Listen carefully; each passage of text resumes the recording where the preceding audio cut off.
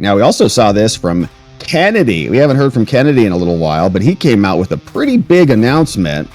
He said, we've reviewed the science. Remember that they told us was unequivocal. It came out of Fauci's mouth, which is basically like Moses. And so we reviewed the science, says Secretary Kennedy, and Fauci is not Moses. Says, and we listened to the experts, who I think are also idiots, most of them, and acted. BARDA is terminating 22 mRNA vaccine development investments because the data show these jabs fail to protect effectively against upper respiratory infections like the vid and the flu.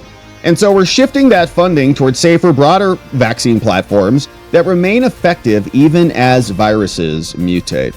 So here's Kennedy explaining it. You're HHS Secretary. What's up? At HHS, we have a division called the Biomedical Advanced Research and Development Authority, or BARDA. BARDA drives some of our most advanced scientific research. It funds developments of vaccines, drugs, diagnostics, and other tools to fight emerging diseases and national health threats. Over the past few weeks, BARDA reviewed 22 mRNA vaccine development investments and began canceling them. Let me explain why. Most of these shots are for flu or COVID, but as the pandemic showed us, mRNA vaccines don't perform well against viruses that infect the upper respiratory tract. Here's the problem.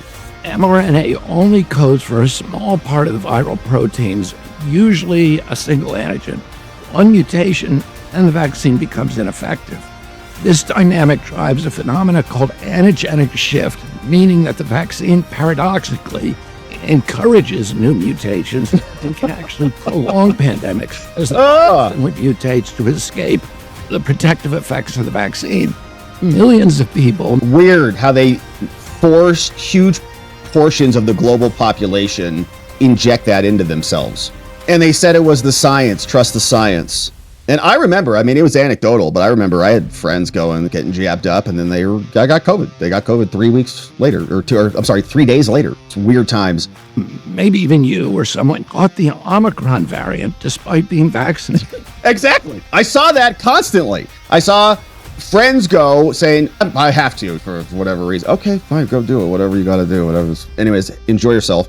And then a week later, they're like, I got COVID. I'm sick. It was the craziest thing in the world. And yeah, RFK, he does sound better. Sounds like his voice is getting better as he's becoming the secretary. That's because a single mutation can make mRNA vaccines ineffective. The same risk applies to flu. After reviewing the science and consulting top experts at NIH and FDA, HHS has determined that mRNA technology poses more risk than benefits for these respiratory viruses. Yeah. There's a concept called via negativa. Okay, via negativa. It's you get benefits by actually removing things. They used to think this was a benefit when they would like bloodlet people. Not that was really an efficacious thing, although there's debates about that. So of course, the bloodletting thing was you remove stuff and that actually makes you healthier. It's cutting stuff out of your life that makes you actually healthy.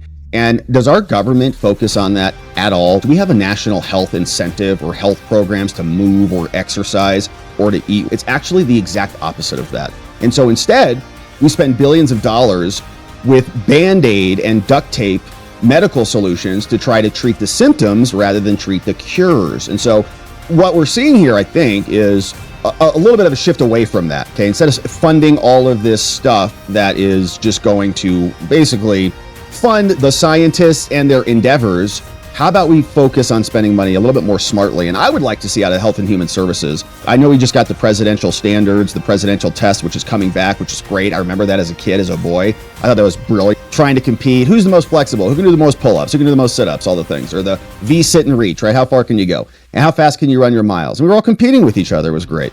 So Kennedy now explaining we're going to repurpose some of that money. That's why after extensive review, BARDA has begun the process of terminating these 22 contracts totaling just under $500 million. To replace the troubled mRNA programs, we're prioritizing the development of safer, broader vaccine strategies, like whole virus vaccines and novel platforms that don't collapse when viruses mutate. Let me be absolutely clear. HHS supports safe, effective vaccines for every American who wants them.